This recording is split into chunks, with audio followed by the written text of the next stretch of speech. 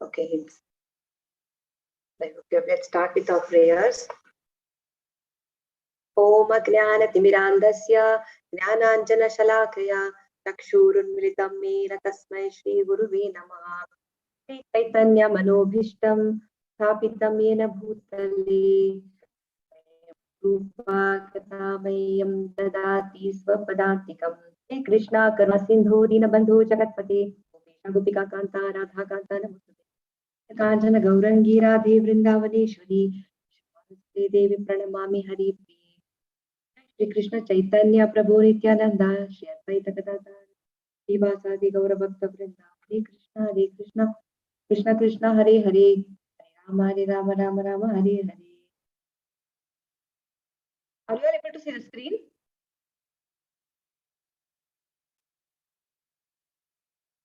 Yes, Mataji. Yes, Mataji. So today we are doing chapter 6, Dhyana Yoga. So let's begin.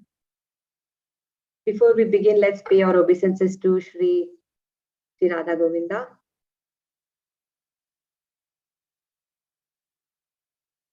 So this is what we learned in chapter 5. Nishkama Karma Yoga is easier than renouncing work.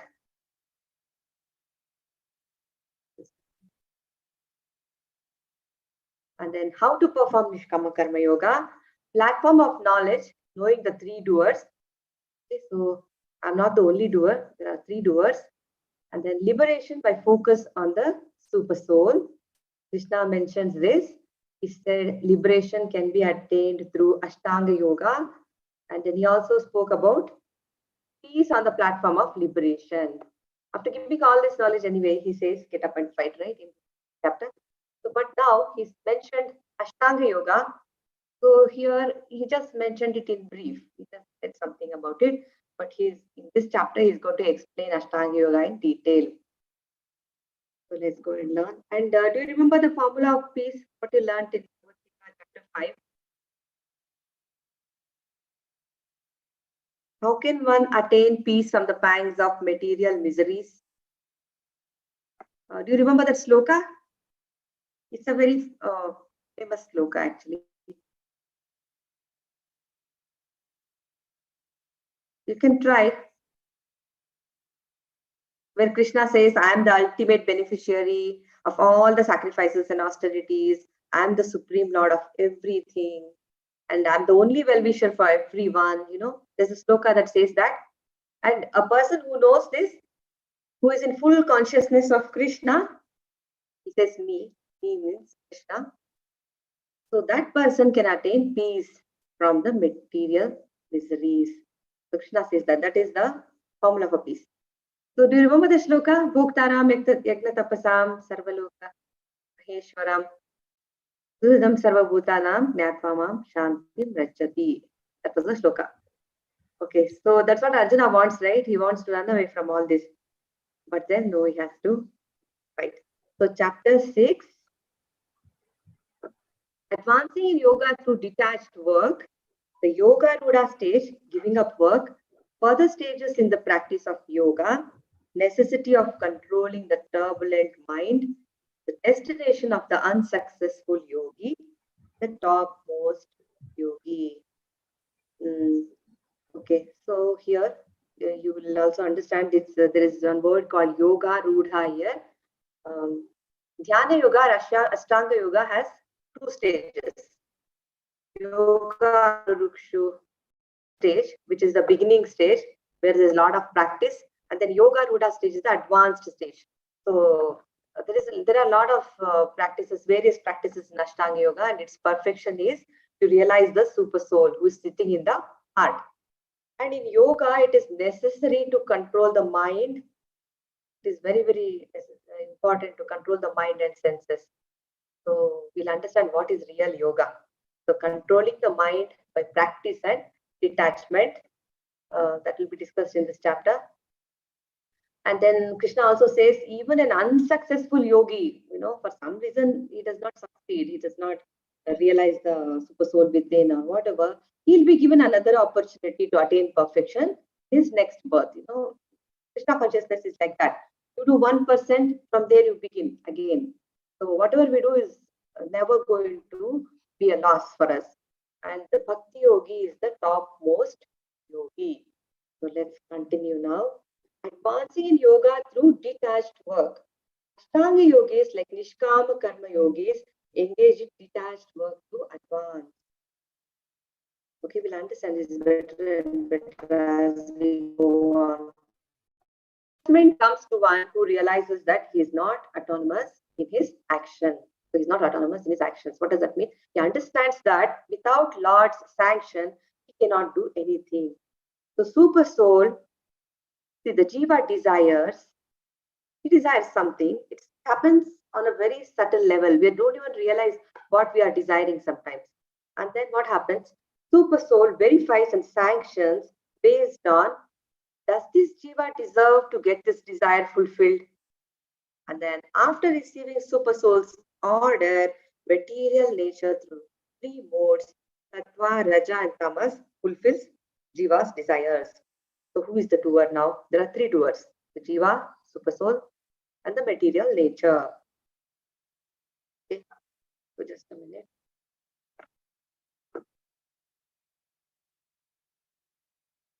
One who purifies his vision and activity by Nishkama Karma Yoga can make further advancement by practice of meditation on Super Soul by Ashtanga Yoga method. We'll understand this when you understand the yoga ladder. How when a person performs Nishkama Karma Yoga, he purifies his heart and detachment develops and slowly knowledge also increases. How does that happen? We'll understand. By meditating on the super soul, one can develop devotion to him in Bhakti Yoga, understanding that Krishna is a supreme enjoyer, ultimate controller, and he is the best friend for all of us, for all living entities. Okay, here. This is a rough way of understanding it. So we'll discuss the yoga ladder in detail in the next few slides.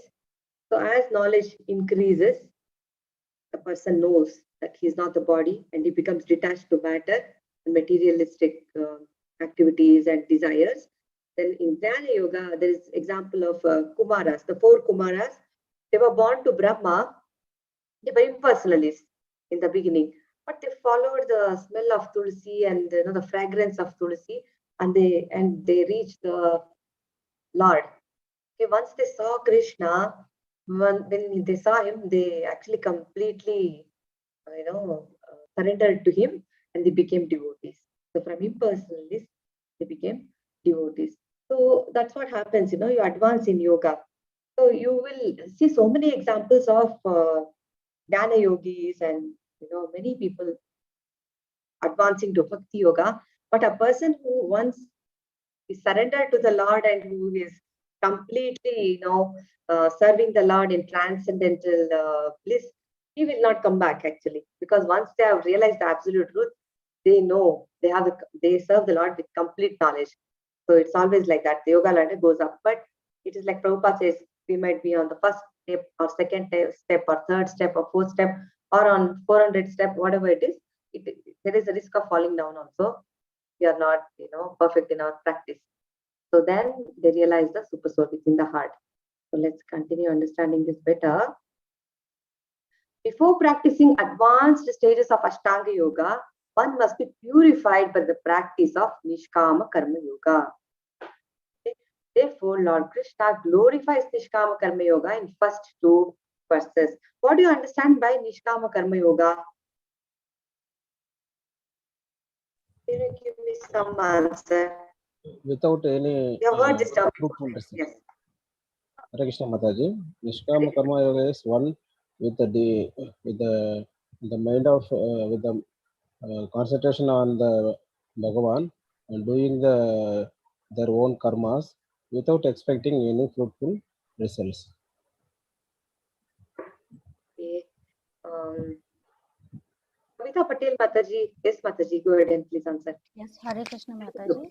Niskama Karma Yoga means we have to do everything as prescribed by our duty, or it is coming in our duty, but without any fructive expectations. We have to live the desires and do whatever you have to do, you have prescribed to do, but in the Krishna consciousness. Hare Krishna Mataji. Yes, there are 3 more hands raised. Smriti Mataji, yes, Mataji, please go ahead. Nishkam karma means there is action in action. It means that we are performing the action but without any desire for the fruits. And we think when we do something, we think that we are doing this like we are doing this in favor of Krishna consciousness. Like whatever we do, it supports Krishna consciousness and not for our own selfish fruits. Krishna Mataji, thank you for the response. Manohar Punjabi Prabhuji, yes, Prabhuji, please answer.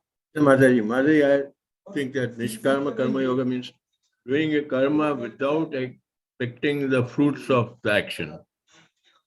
Doing Yes, it to Prabhuji. Krishna.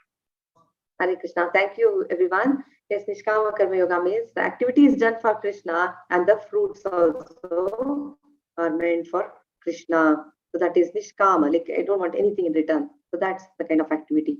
So who would like to recite this one? Prabhuji, would you like to recite this verse? Yes, Mataji, I will do, Mataji. Bhagavad Gita 6.1. Sri Bhagavan Uvacha Anasrita Karma Phalam Kanyam Karma Karotiya Sa Sanyasi Cha Yogi Cha Na Nirmagnirna Chakriya. The Supreme Personality of Godhead said, one who is unattached to the fruits of his work and who works as he is obligated is in the renounced order of life, and he is the true mystic, not the who lights no fire and performs no duty. Hare Krishna Mataji. Yes, Prabhuji. Hare Krishna. Now we can understand this. Now, this world, in this material world, everyone is working, right? We have to work to maintain the family, to do so many other things for our own self-interest. It's all for personal sense gratification. But constitutionally, we are all parts and parcels of the Supreme Lord. Like how different parts of our body, all the limbs are working to satisfy the complete whole body. So it's like that. So when we work for the satisfaction of Krishna, not for personal sense gratification, such a person is known as a perfect sannyasi and also a perfect yogi. There are many examples. Prabhupada is the best example. He was a perfect sannyasi, also a perfect yogi. So perfection means to act in Krishna consciousness, not to enjoy the fruits of action. Even sannyasis, among the sannyasis, the so-called sannyasis, some of them perform yajnas. That is also for their own self-interest because they want to become one with the impersonal Brahman or something. They have some kind of desire. And the mystic yogis also, they also perform a lot of practices and austerities and whatnot for some personal benefit, they want something for their own personal satisfaction. But a person who is acting in Krishna consciousness, he works without any self-interest.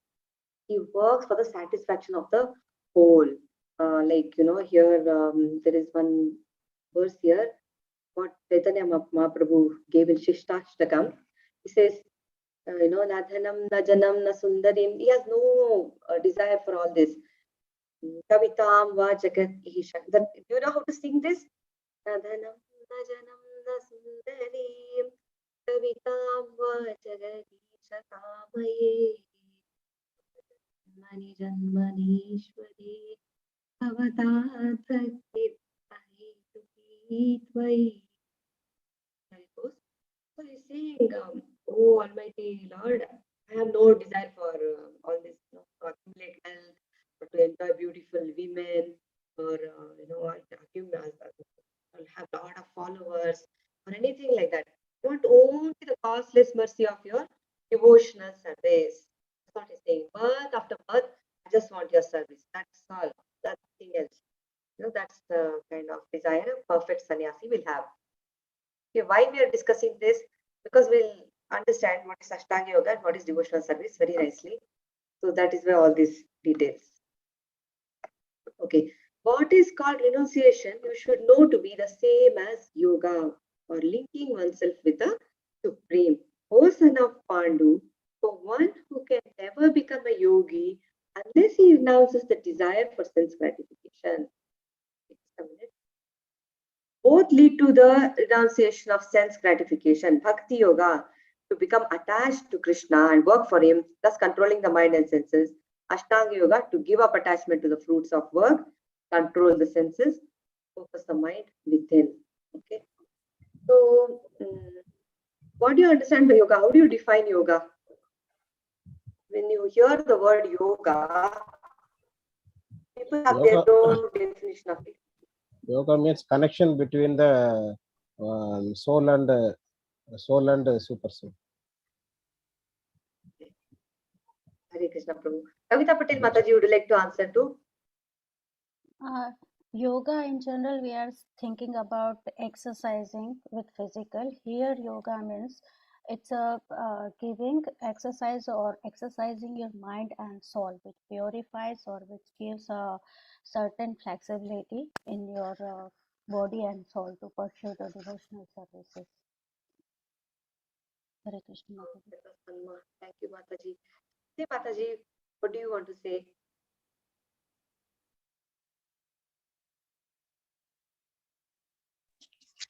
Mriti Mataji, your hand was raised. Do you want to say something? Yes, yes. Actually, yoga means that the person is situated in Krishna consciousness. All the time, that person is connected with Krishna. That state of mind and that state of person is called yoga. Thank you so much. Thank you for all your responses. Yes, yoga is the process of linking ourselves with the Supreme. That is the real meaning. So yes, today we see whatever yoga we see done in the studios and here and there is like the watered down process of what really Ashtanga yoga is. Because Ashtanga yoga was practiced long back, thousands of years ago, and it's not easy to do. Actually. So it's very important to maintain our health, but we should also know why we are doing what we are doing, right? What is yoga? Controlling of our mind, controlling our senses, and linking ourselves with the Supreme. So we should know that definition. Who would like to recite this one? Kavita Mataji, would you like to recite this verse? Yes, Mataji. Bhagavad Gita, verse 6.3. Arushomu murni yogam karma karanam yogarudhasya tasyaiva samakaranam uchyate. For one who is a neophyte in the eightfold yoga system, work is said to be the means, and for one who is already elevated in yoga, cessation of all material activities is said to be the means. Hare Krishna Mataji. Okay. See, the ladder begins with the lowest material condition. Okay, there is a beautiful slide which will explain it much better. And slowly it raises up to perfect self-realization. We can divide the ladder roughly into 3 stages. Prabhupada says Jnana Yoga, Dhyana Yoga, and Bhakti Yoga. So here you see the word Arurukshor is mentioned. That is the lower stages, beginner stage, where one enters into meditation through regulative principles, and the person has to practice a lot. He has to learn how to sit, a lot of bodily exercises, and these are all just activities so that they help him to control the senses, and slowly he'll achieve mental equilibrium.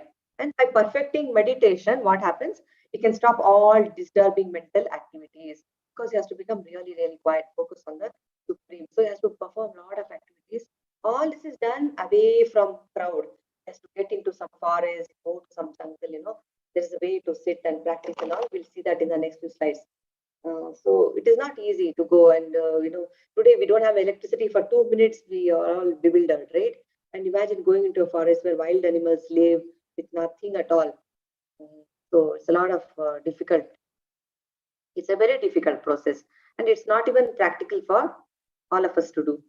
Then by perfecting meditation, again they can control their mind and all that. Then slowly they reach a stage where they become perfect. They become yoga. They get to the yoga rudha stage. Okay. The process of linking oneself to the Supreme is called yoga which may be compared to a ladder for attaining the topmost spiritual realization.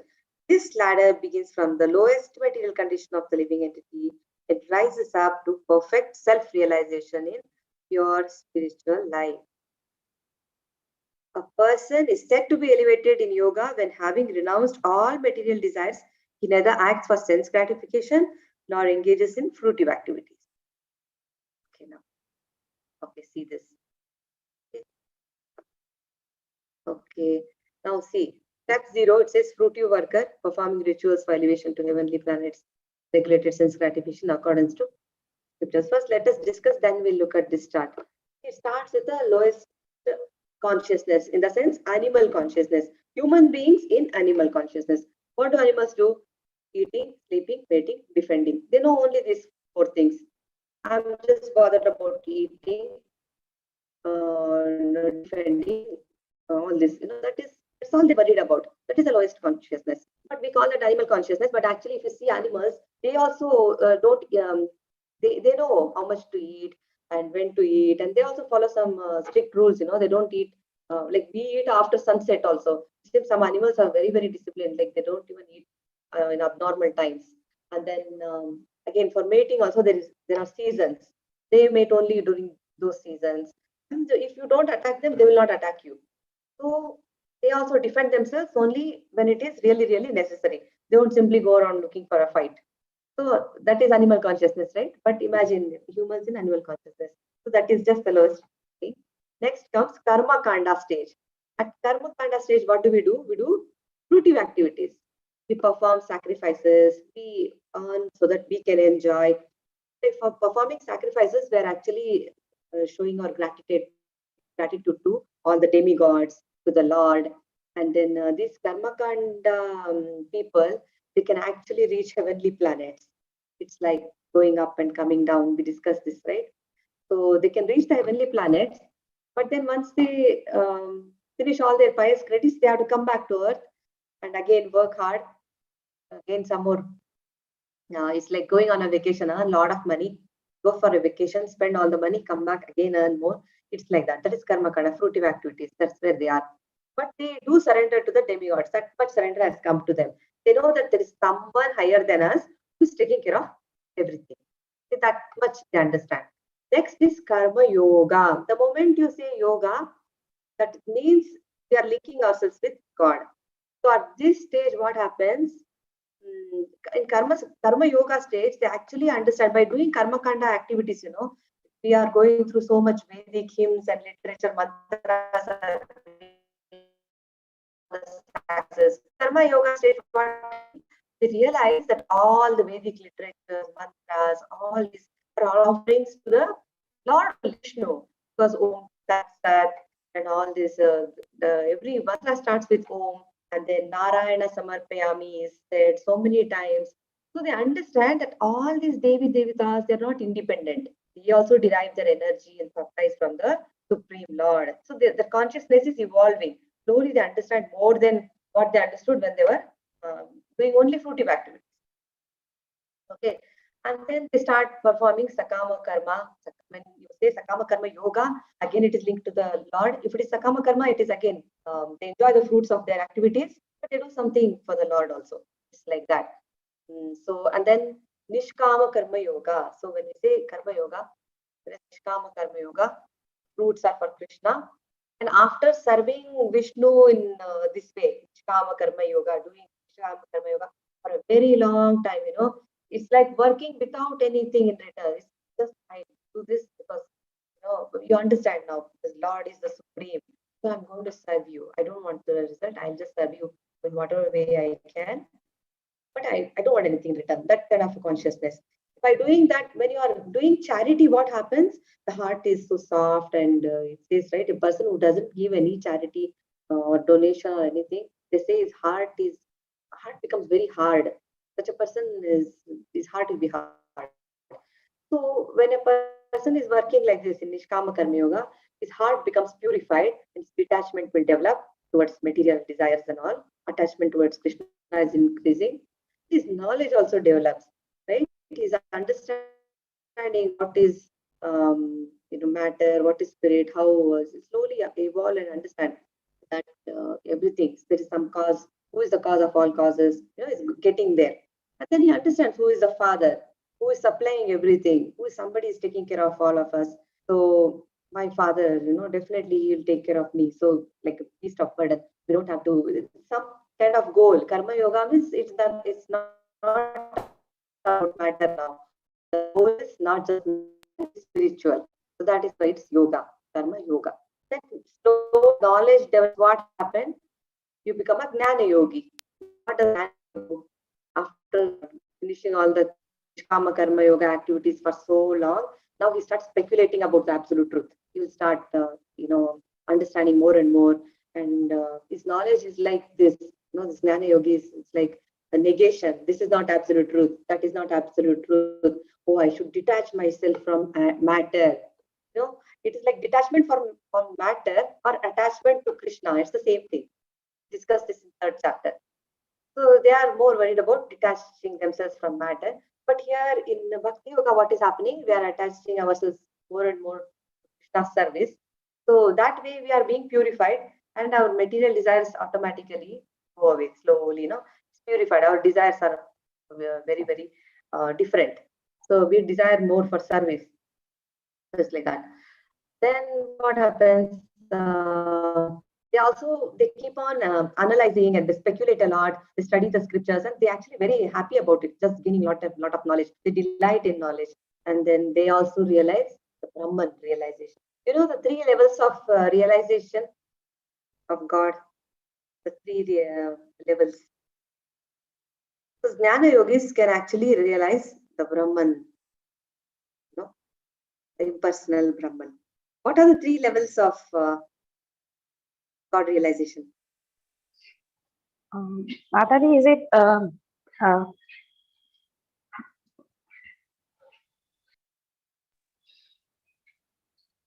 Yes, Mataji. You were saying something.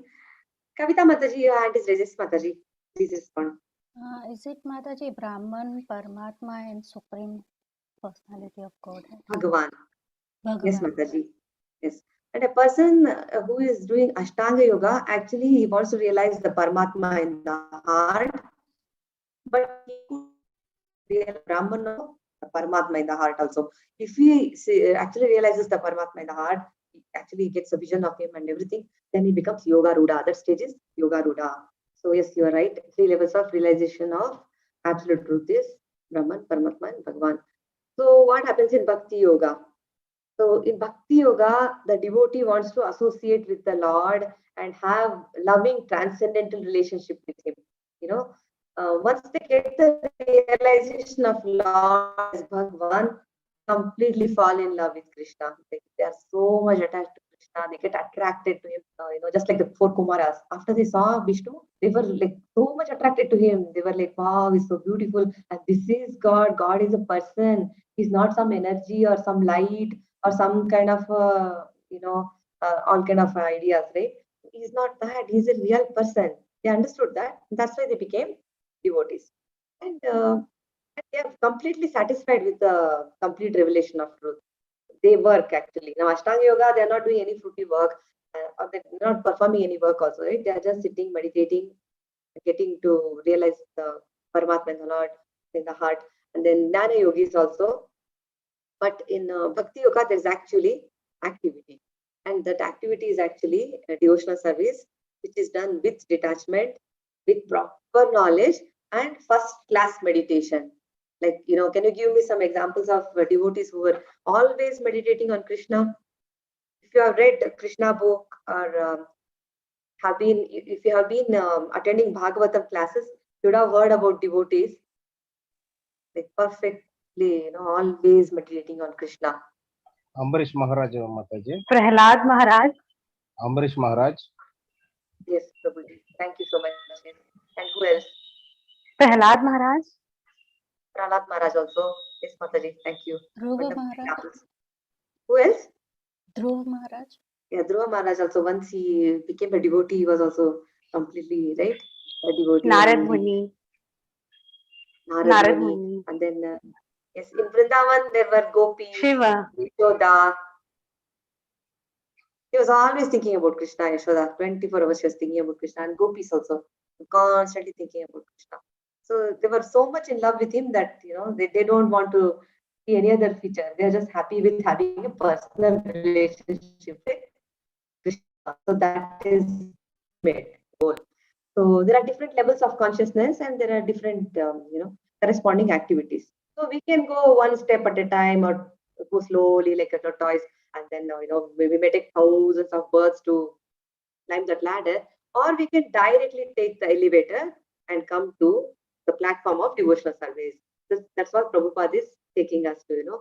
Chaitanya Mahaprabhu is directly telling us, this is the Lord, please stand, please perform devotional activities and devotional service. And they have given us rules and regulations so that we can perfect ourselves. So they are directly taking us to Bhakti Yoga. We don't have to go one step at a time and do all these different exercise and all that. So a person who comes in contact with a pure devotee is very, very fortunate. So here again, we'll go through this now. So step 0 is fruity worker, performs rituals for elevation planets, regulated sense gratification in accordance with scriptures, that is Karma Kanda stage. The next is renouncing the fruits of one's labor, Nishkama Karma. That's what you were all saying, right? Then step 2, renouncing fruits and with speculative knowledge about Brahman, and they also perform austerities, that is Jnana Yoga. Next is renouncing fruits with knowledge, and they can control their mind and senses by the eightfold path. What is the eightfold path? Ashtanga Yoga. Meditation on Paramatma, or Super Soul within the heart. And the fourth stage given here is loving devotional service to the Supreme Lord, Bhagavan, Sri Krishna.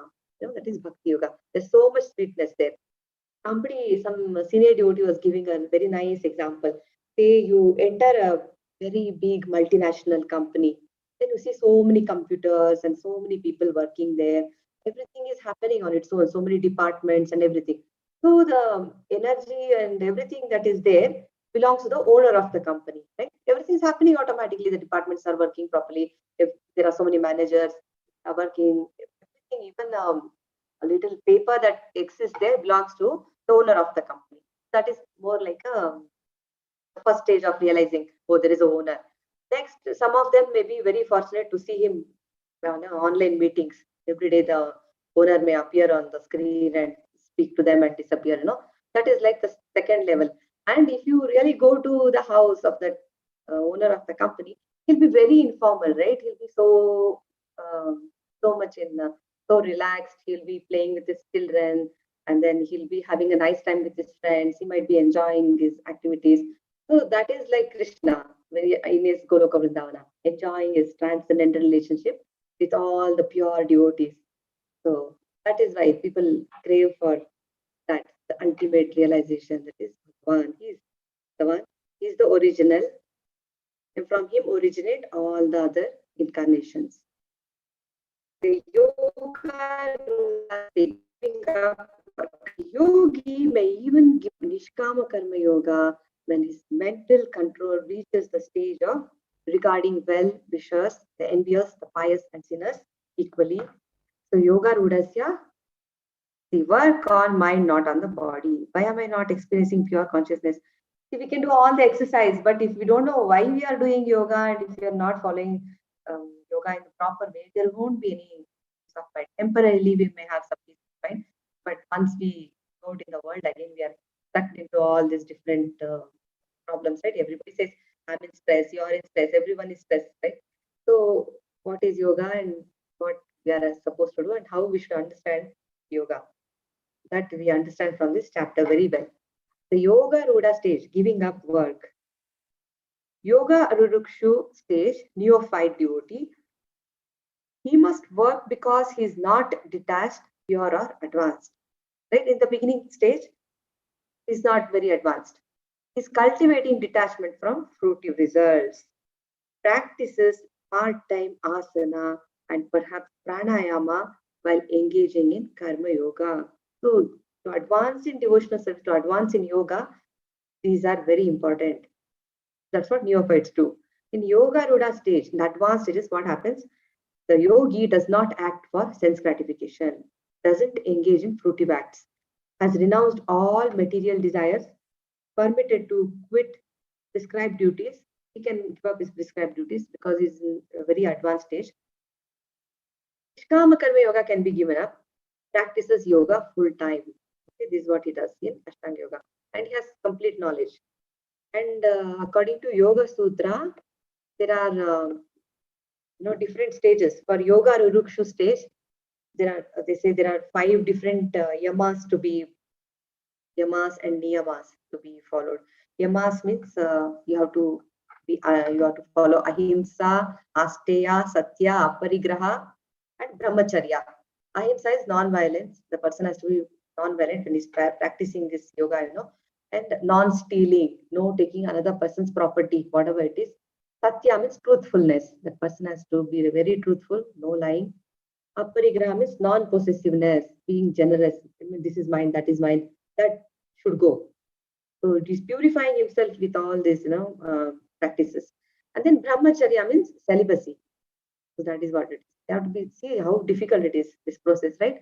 Then niyamas means being clean, shaucha, santosha, being content with whatever the condition is, be just content. Then swadhyaya means studying the scriptures. Then tapas, austerity, discipline. Then Ishvara Pranidhana means complete surrender, surrendering to the higher power, higher being, that is the supreme. So they have to follow all these different stages. Then they will reach the higher stage. One must deliver himself with the help of his mind and not degrade himself. The mind is the friend of the conditioned soul and his enemy as well. Okay, who would like to recite this shloka?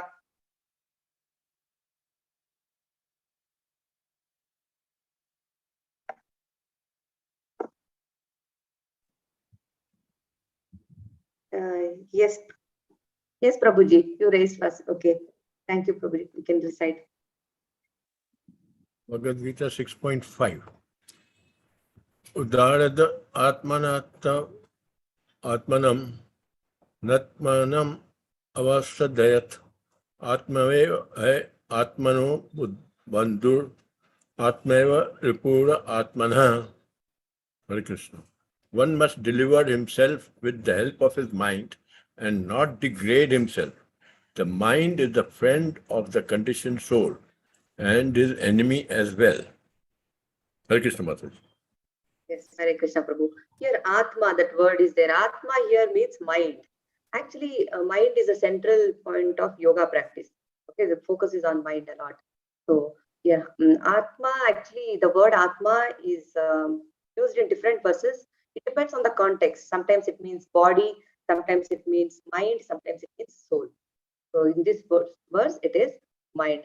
And the purpose of yoga is to control the mind and pull the mind away from all attachment to sense objects, not to be attracted to all this material, the glitter of material nature.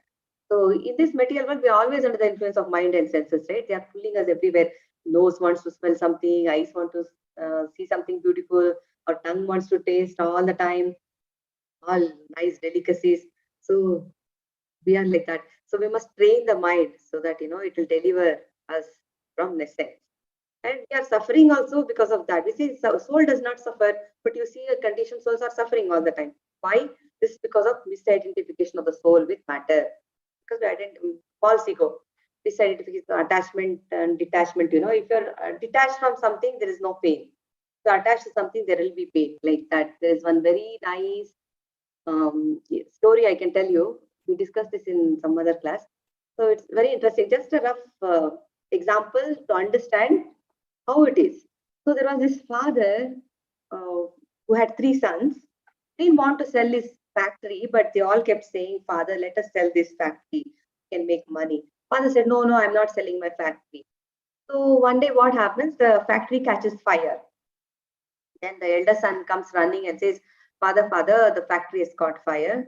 The father starts crying. He starts lamenting. "Oh God, we are under loss. We lost everything. What will happen to us?" So he's very, very sad. Then what happens is his second son will come and tell, "No, father, actually we sold the factory last week, and that the owner, he's ready to pay. So don't worry, the factory is not ours now. So there's a big relief now. Okay, so factory is not mine. Somebody else's factory is burning. Oh, I have the money, no problem. And the third son comes and says, no, the deal is not complete. It is not confirmed. So we don't know. So they're discussing like this. Again, the father goes in stress. He's like, oh no, so they have actually not sold the factory yet. Then finally they come to know that no, the factory is actually gone. The owner is very pakka of his commitment. He will give us the money. He has already purchased it.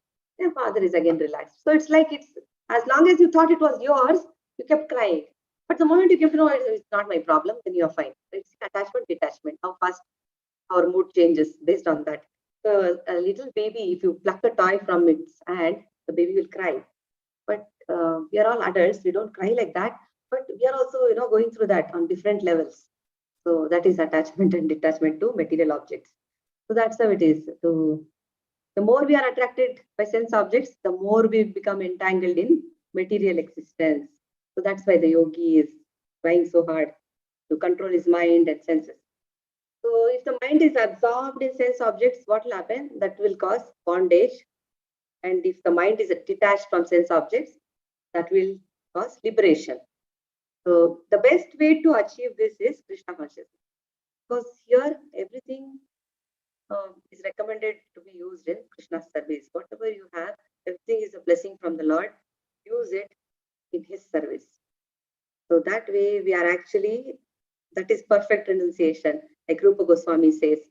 Otherwise it will become Falgu Vairagya. Artificially, even Krishna is saying you cannot announce anything artificially. You cannot just go to the forest, announce anything and say, I'll become a sannyasi. That's not going to happen.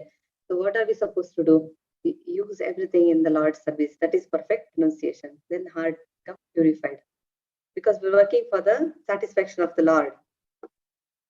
See, this is mind. Mind can be our enemy or it can be our friend based on how we have controlled the mind. If we are not able to control the mind, then it is our enemy. So there's a verse here. Who would like to recite this one? Kavita Mataji, Hare Krishna. Hare Krishna Mataji. Bhagavad Gita, verse 6.6.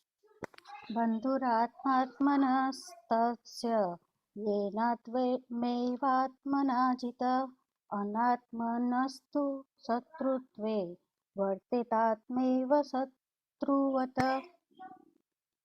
For one who has conquered the mind is the best of friends.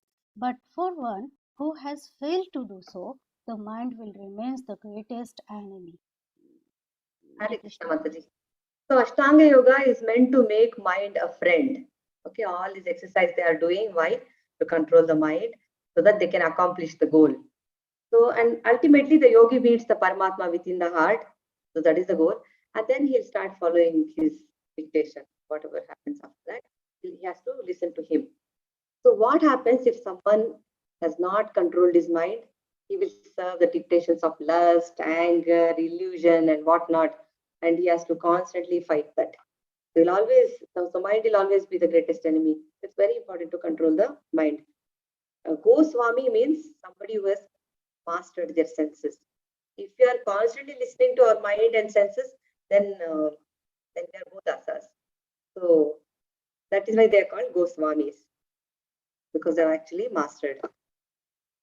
Okay.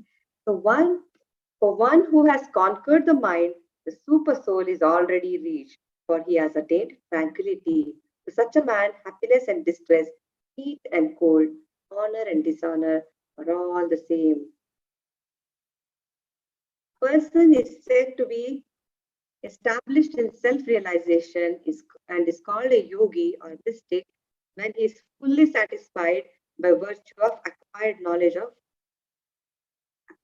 and realization. Such a person is situated in transcendence and is self-controlled. This is everything, whether it be pebbles, stones, or gold, as the same. For a self-realized person, it does not make a difference. It's like whether it is gold or stone or whatever. For him, he is just neutral about it. And he's not affected by dualities, distress, happiness, cold, heat, and all that.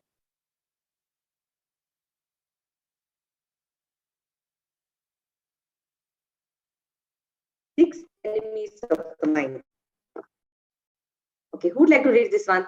Kama, Krodha, Moha. We have heard this many times, right? Somebody can read this loud. Hare Krishna Manohar Prabhuji. Yes, Prabhuji, you can read. Hare Krishna Mataji. 6 enemies of the mind. Kama, lust. Krodha, anger. Lobha, greed. Matsarya, envy. Moha, illusion. Mada, intoxication, madness. Hare Krishna Mataji. Mada is Kama, Krodha, Lobha, Mada, Moha, Matsarya. So these are like 6 enemies of the mind. Lust, madness, illusion, envy, greed, anger. So that is what the Ashtanga Yogi is trying to control, It doesn't want to get into that cycle. That's why he's controlling his mind. One established, it's so difficult to do Ashtanga Yoga. There are many other slides to tell us how the yogis actually perform that. So you can understand Krishna consciousness is actually easy and it's taking us directly to the goal. So that is why you can understand how easy Prabhupada has made this process for us actually. It's like he's provided us so many books. All the purports are also there for Bhagavad Gita and Bhagavatam, and also so many books. He's written so many books. If you read, it's like so simple language, very easily is explaining so many things. It's like baby food. We're not going to read Vedas and Upanishads. We don't have time for all that. Neither it's possible to understand such big literature and all. But here is giving us directly the purport, and this is so easy for us, and we have access to such great Upanishads and Vedic knowledge. So we should be, we should think we are so fortunate to, to come in touch with all these books and all. Make sure we read them every day. So one established in self-realization by virtue of knowledge and self-realization. He sees pebbles, stones, and gold as the same. With more advancement, sees honest, well-wishers, affectionate benefactors, the neutral mediators, the envious, friends, enemies, spies, and sinners equally. It is very difficult, right, to see everybody equally like this, but it's possible for a person who is very advanced. He looks at them equally. Pious, sinners. Even Jesus said, right, hate the sin, not the sinner. It's like that. They're very advanced devotees. Even Prabhupada, when he met these hippies and all, they were not Ashtanga yogis. They didn't know anything at all. They were dirty and they were not following any kind of austerity, nothing. But he helped them, he taught them, and then they all became perfect Vaishnavas. Further stages in the practice of yoga. Krishna describes the practices of Ashtanga Yoga. The result are Yoga Ruda, the perfectional stage, and ultimately the vision of the super soul. So Yama, Niyama, Asana, Pranayama, Pratyahara, Dharana, Dhyana, Samadhi. 8 limbs of Ashtanga Yoga. Yoga Rurukshu, beginning stage, then Sadhana Bhakti, then hearing, remembering, absorption, meditation, and Samadhi. Yoga Ruda, advanced stage, cessation of work. So now we know like what is yoga, right? So what do we see in the market? So many books about yoga. So yoga for physical and mental health, yoga for pregnancy, share yoga, yoga for cats, and then office yoga. And this is Hiranyakashipu performing some kind of austerity so that, he had some, something, he wanted some boons. We know Hiranyakashipu's story very well.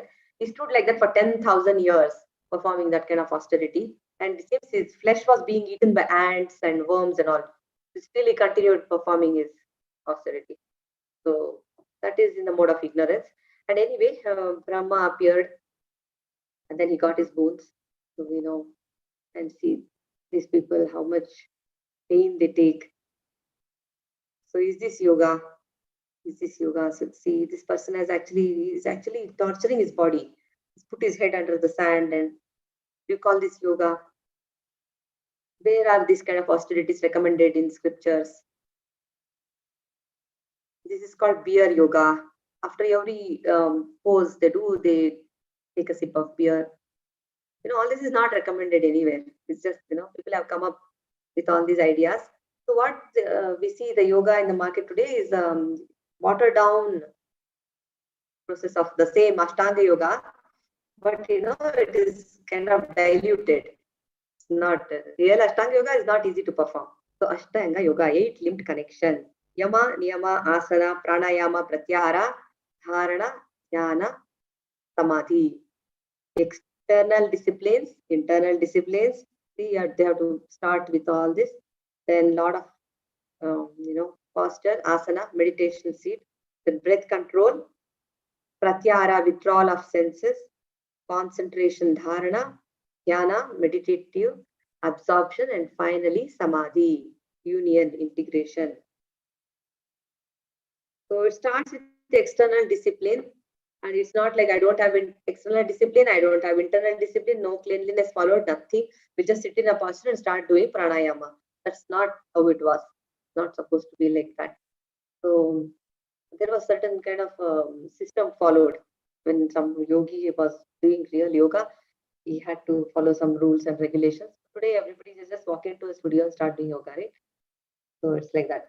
And it is like in yoga school, it is like how we go to a preschool, then we go to lower grades, and then go to high school, then we graduate. It's like that. Yoga also is like that.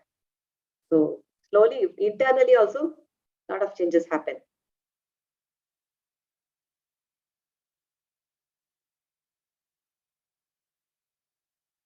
Let's see what Krishna says about Ashtanga Yoga now. How it was performed. He's going to say that. Who would like to read this one? What is Yama? What is Niyama, Asana? All these instructions are given here. Manu Prabhuji is very like he's Hare Krishna, always Mataji. answering. Hare Krishna, Prabhuji, Mataji. ask someone else to read because everybody is so quiet. Let's see who would like to. Chaitanya Mataji, yes, Mataji, please read this. Thank you.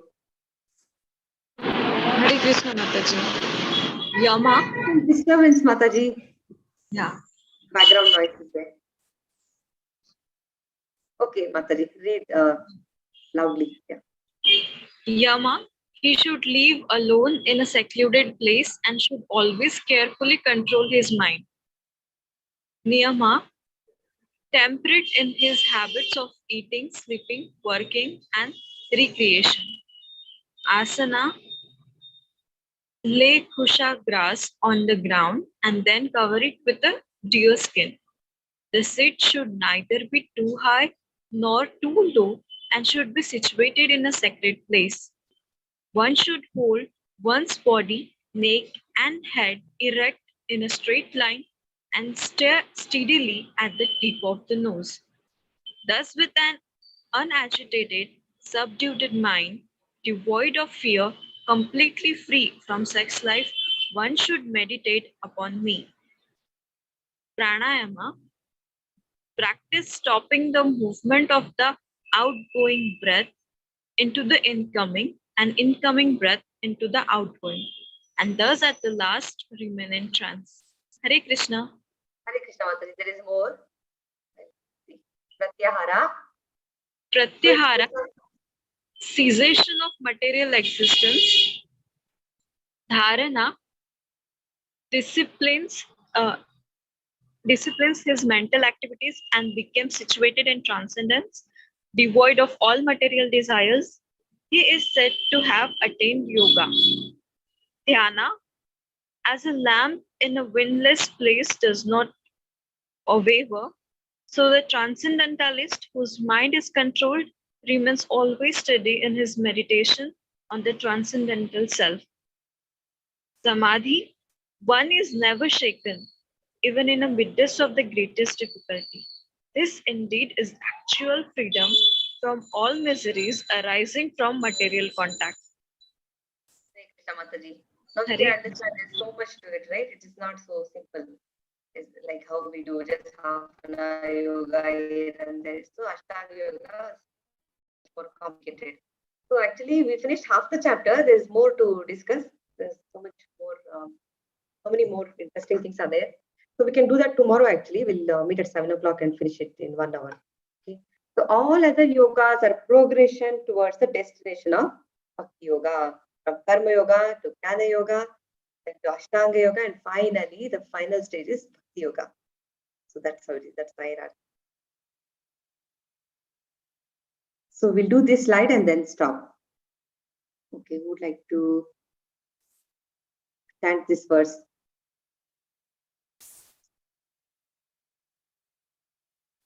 Who would like to chant? Okay, Kavita Mataji. It's Manohar Prabhuji and Kavita Mataji. Only those two are reciting. Thank you, Mataji, and thank you, Prabhuji. But everyone, please try so that we all can learn. We all, that's how we do. Yes. Go ahead, Mataji. Hare Krishna Mataji. दास्यस्रतस्तु योगो अस्ति न चैकान्त मनश्रता न चाति स्वप्नशीलस्य जाग्रतो नैव चार्जुन. There is no possibility of one's becoming a yogi. O Arjuna, if one eats too much or eat too little, sleep too much or does not sleep enough. Bhagavad Gita as it is 6.16. Hare Krishna Mataji. For the yogis, regulation of diet and sleep also is recommended. They should not eat too much or they should not eat too less. And Prabhupada also writes in the purport that there is, for humans, there is no need to eat meat at all. There is ample supply of grains, vegetables, fruits, and milk. So many other things are there. There's actually no need to eat meat, but just for the taste, people they cannot stop. So these are all in the mode of goodness: grains, vegetables, fruits.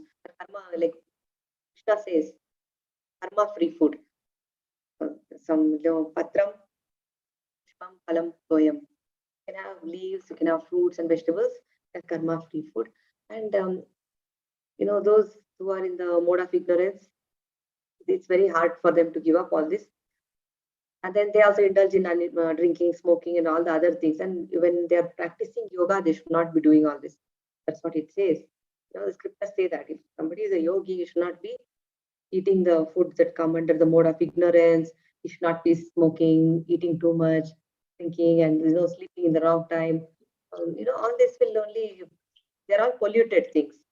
So then he cannot become a yogi. That is not perfection of yoga. So it's very important to follow the practice also, follow all the rules. And a Krishna conscious person also observes fasting only when scriptures have recommended. If the scriptures have recommended us to fast on Ekadashi, fast on Ekadashi. Fasting for unnecessary things, reasons are all not recommended. It's just torture for everyone and for the body. They're actually torturing themselves also, they're torturing everybody else. So it's like that. So all that is not recommended. Then only person who follows all these rules, such a person can really become perfect in yoga. And also, it's also recommended that a person should sleep for 6 hours, not too long. 6 hours is enough. That's given in the purport also. If he is not following all this, then he'll be lazy and show.